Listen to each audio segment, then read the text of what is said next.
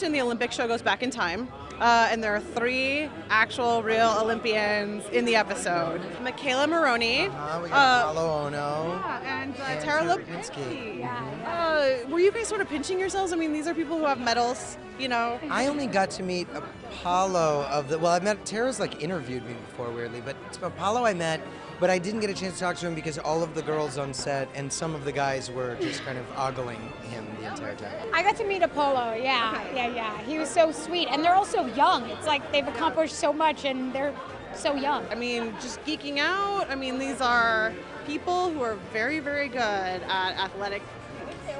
Yeah, and I really admire them because I have no athletic ability whatsoever. And we grew up in Canada where, the Winter Olympics is where we kind of excel. So these Summer Olympics people are real celebrities. Yeah, absolutely. They do all this stuff and they're not even on ice. Were you guys a little sad they didn't bring any curlers down? Because I know curling's big in Canada.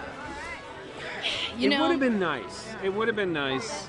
But I also don't love having too many Canadians on set. When it's Mark and I feel like we're special, but when there's too many of us, then it's kind of like, Then our corn pone hayseedness comes through and it's less charming, it's more obnoxious. Exactly. Yeah. Tell us about Cicely's character and sort of how she drives the episode coming in for a book. She plays this ex-Olympic medalist who Amy's character is obsessed with, and so gets very, very inspired by meeting her in person. And I know Cecily from the Second City World in Chicago, and she is amazing, and she is truly hilarious in this episode. So I'm excited for people to see it.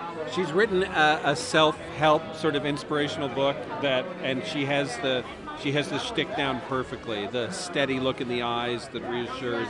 Yeah. Cecily plays a gold medalist gymnast who Amy grew up obsessed with, and she's like her idol. And so Amy becomes a big dork around her, and playing with Cecily was so much fun. She's so funny, and it was just a great time. And then we have some real Olympians who make some cameos. What's the vibe like at Cloud 9 when she comes?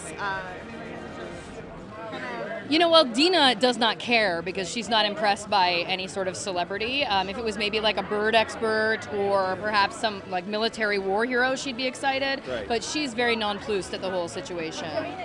The rest of the gang, though, is very happy, very excited. We're over the moon. The whole episode is triggered when my character, Glenn, decides to have an entire Olympic ceremony throughout the Olympics with an opening ceremony, and then Dina takes over the closing ceremony. So inside the store, we're going to have an Olympics opening and closing ceremony. Tell us a little bit about that. It sounds ridiculous. Yes, well, It is. our store manager, Glenn, has a lot of company pride and a lot of U.S. pride. And so he, unlike other store managers, makes all the employees participate in an opening ceremony. And then Dina gets very competitive and thinks she can do a better job and takes over the closing ceremony. And I'm really, really excited for people to see Dina's closing ceremony because I will say I endured a lot of bruises and I did my own stunts. Right. That's all I'm going to say. There's some acrobatics and there's some fire, and I don't want to give too much away, but it was expensive.